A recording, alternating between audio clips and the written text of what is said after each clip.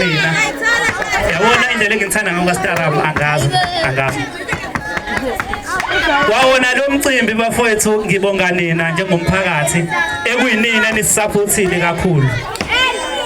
ngale kwesupport yenu lo mcimbi ubungeke uqhubeke akhona ke amaciko maningi kakhulu bafowethu ngizobabona eshelana inkundla la ngizokwenza nje lokho engikwenzayo ngidedele bona ningahambi nezo asambe DJ